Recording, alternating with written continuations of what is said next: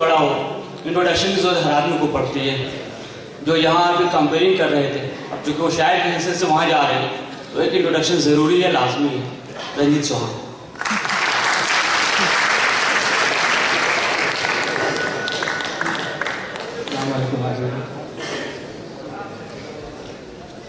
दरअसल मसला ये है कि मैं यहाँ से यहाँ तक आने में सोच रहा था कि काश ये कुर्सी प्रधानमंत्री की होती जो बदली गई।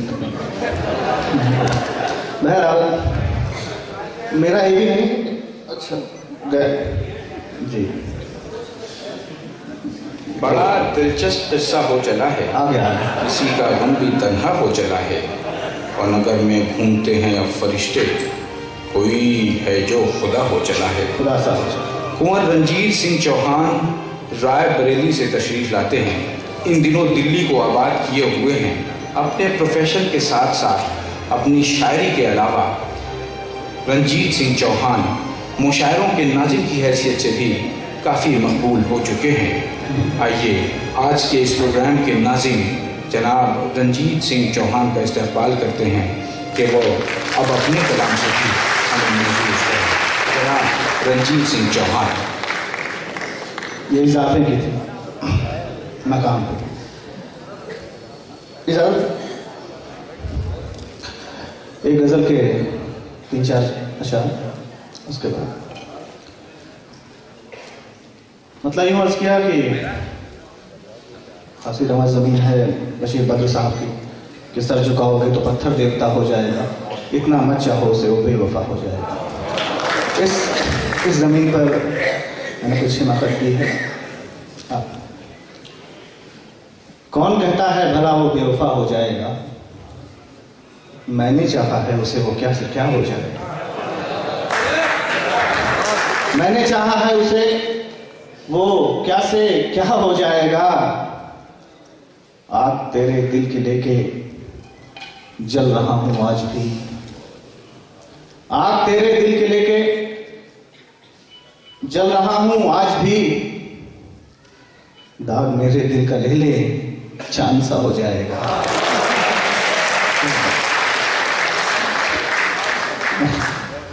दाग मेरे दिल का ले ले चांद सा हो जाएगा।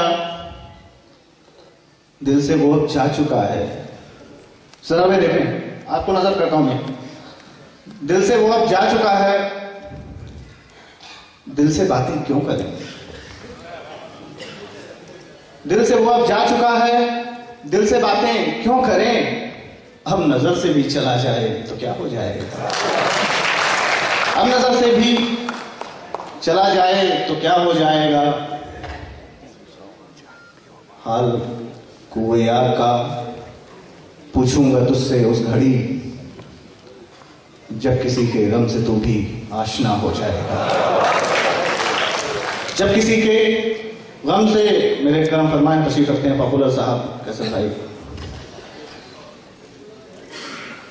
जब किसी के गम से तू भी आशना हो जाएगा। और एक लफ्ज़ से शायरी की अगर तो आ जाए तो तक पहुंच जाए। जब कभी बुझते दिए की लौ पुकारेगी तुझे,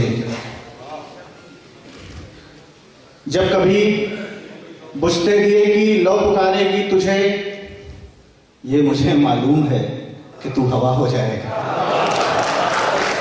ये मुझे मालूम है कि तू हवा हो जाएगा। गौर करना छोड़ दे रंजीत की बातों पे, अब खामखा बैठे बिठाए एक नशा हो जाएगा।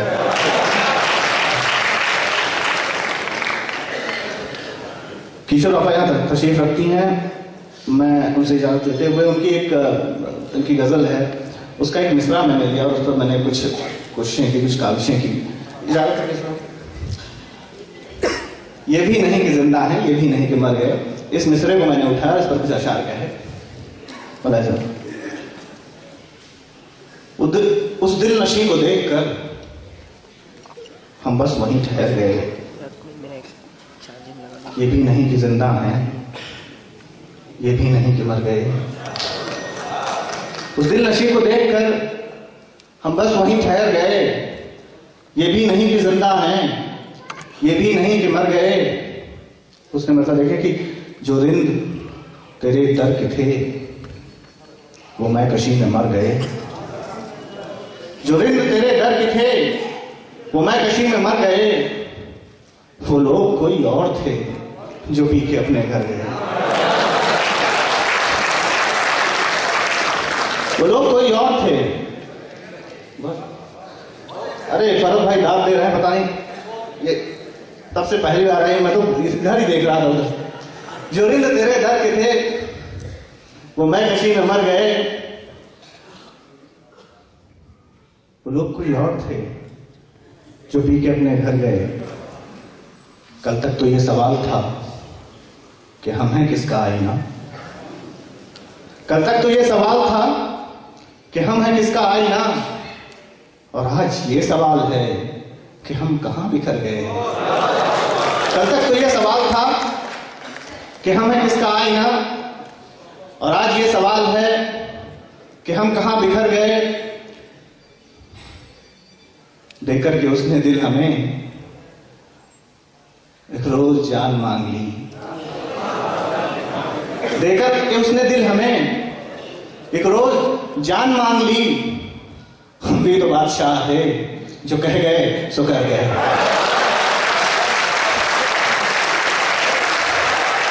हम भी तो बादशाह थे। इजाजत तो मैं एक हिंदी में पढ़ दूं, क्योंकि कैसर भाई कह रहे थे कि एक हिंदी में, दरअसल मैं जी मुझे पता ना, नजर भाई जरूर बोलेंगे, क्योंकि आपने देखा था ये पढ़ रहे तो क्या हुआ था। देखिए मैं एक व्यंग की कविता पढ़ देता हूँ हिंदी और उर्दू का ये मजमा है। जश्न अदब की जानिब से हैं, उसके सदर पॉपुलर मेरिठी साहब बैठे हुए हैं। मैं उनसे इजाजत लेता हूँ जी। नहीं उन्हीं को आना है। एक खिलौना बेचने वाले को मैंने फुटपाथ पर देखा। मैं घर से निकल रहा था अपने ऑफिस के लिए। खैर आज अब तो नौकरी वोकरी करता नहीं, इस तरह के किसी और काम में हूँ। तो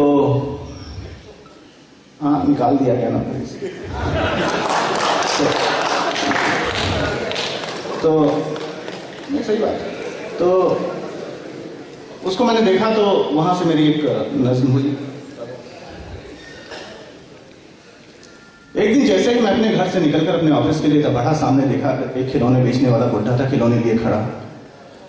रोक कर मुझे वो बोला, विनती वाले अंदाज में मुंह खोला, बोला बाबूजी एक खिलौना ले लीजिए, मुझे इसके बदले में कुछ पैसे दे दीजिए। सुबह से हूँ बाजार में टिका, क्या करूँ, एक खिलौना भी नहीं बिका। आप ले लेंगे तो मेरी रोजी रोटी हो जाएगी, मेरी बच्ची नहीं तो मेरी बच्ची फिर भूखी सो जाएगी। मैंने सोचा इनका रोज का व्यापार है, गिड़गिड़ाकर पैसे ऐंठना इनका कारोबार है। ये सोचकर जैसे ही था भरत भाई मैंने कदम आगे बढ़ाया, उसने फिर उसी अंदाज में मुझे खिलौना दिखाया। मैंने कहा तूने की है मुझे रोकने की खता, खिलौने की विशेषताएं बता। वो बोला बाबूजी क्यों पहेली पूछते हैं, हालातों से खेलने वाले जज्बातों को नहीं पूछते हैं।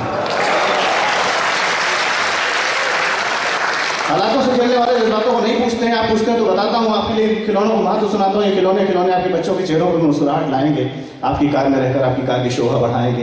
ये खिलौने आपकी जिंदगी के कई राजों से पर्दा उठाएंगे। ड्राइंग रूम में रहकर आपका स्टेटस सिंबल भी दिखाएंगे। बोला बाबूजी ले लीजिए, नहीं तो मेरी उम्मीदें टूट जाएंगी। मेरी उम्मीदें आपकी उम्मीदों से बहुत छोटी हैं। आपके लिए आपकी उम्मीदें बंगला और गाड़ी, तो मेरे लिए 2 वक्त की रोटी है। आपके लिए आपकी उम्मीदें 2 बंगला और गाड़ी, तो मेरे लिए 2 वक्त की रोटी है। इतना सुनकर मेरा दिल मचल गया, कुछ करने को मेरा दिल पिघल गया, कुछ करने को मचल गया। मैंने कहा यार खिलौने तो किसी और को बेच देना, मैं तुझे आज पैसे दिए देता हूँ, तो एक रोटी का इंतजाम किए देता हूँ। इतना सुनकर उसके चेहरे का भाव बदला, वो बल्लियों उछला। उसने सोचा लगी है उसके स्वाभिमान पर चोट। उसने कहा बाबूजी ना तो मैं भीख मांग रहा हूं ना ही वोट।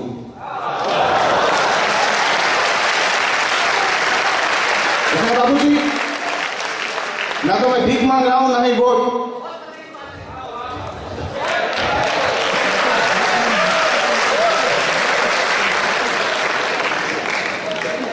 जी इसके बाद मुझे पॉलिटिक्स नहीं जाना।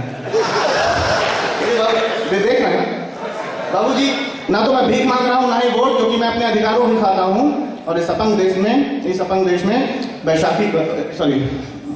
मैं भूल गया, क्योंकि मैं अपने अधिकारों को खाता हूँ और इस अपन देश में बैसाखी कभी भी नहीं उठाता हूँ। जो मिलता है उसी से पेट भरता हूँ, कम से कम दूसरों का चारा अपने पेट में तो नहीं पड़ता हूँ। रात में सोकर अगले दिन रोटी के सपने देखता हूँ, कम से कम कुर्सी के लिए देश तो नहीं बेचता हूँ। उसने कहा बाबूजी लेना हो तो लीजिए, मेरे भूखे जज्बातों से मत खेलिए। मैंने उससे खिलौना लिया, वो गया। तब मेरी समझ में आया कि 100 में से 90 हैं यहाँ बेईमान और 10% वो यहाँ पर बैठे हुए हैं, मतलब वो जो ईमानदार लोग हैं, क्योंकि वो पोइट्री के शौकीन हैं। 100 में से 90 हैं यहाँ बेईमान, फिर भी मेरा देश क्यों है महान, क्यों है इस दुनिया में इसका इतना सम्मान। तब मेरी समझ में सिर्फ एक पंक्ति आ रही थी, मिसरा आ रहा था, क्योंकि यहाँ भूखे पेटों से भी झलकता है स्वाभिमान, यहाँ भूखे पेटों से।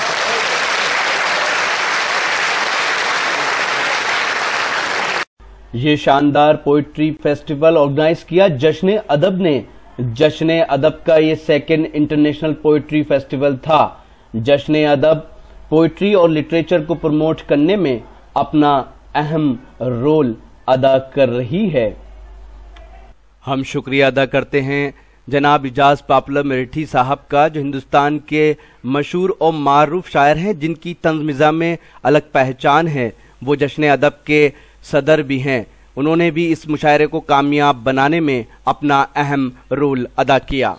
इस पोइट्री फेस्टिवल का live telecast social application Rocky talk पर किया गया। हम शुक्रिया अदा करते हैं मुंबई के एडिशनल कमिश्नर जनाब कैसर खालिद साहब का, जो जश्न अदब के वाइस प्रेसिडेंट हैं, साथ ही एक खूबसूरत शायर हैं। इस मुशायरे को कामयाबी की बुलंदियों तक लेके जाने में उन्होंने अपना अहम रोल अदा किया।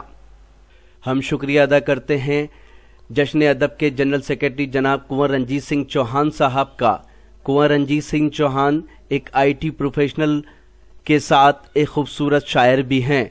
कुंवर रंजीत सिंह चौहान ने अपनी निजामत से इस पोइट्री फेस्टिवल में 4 चांद लगाए। साथ ही इस पोइट्री फेस्टिवल में शिरकत करने वाले हिंदुस्तान और हिंदुस्तान के बाहर के शायरों को एक मंच पर लाने में अपना अहम रोल अदा किया।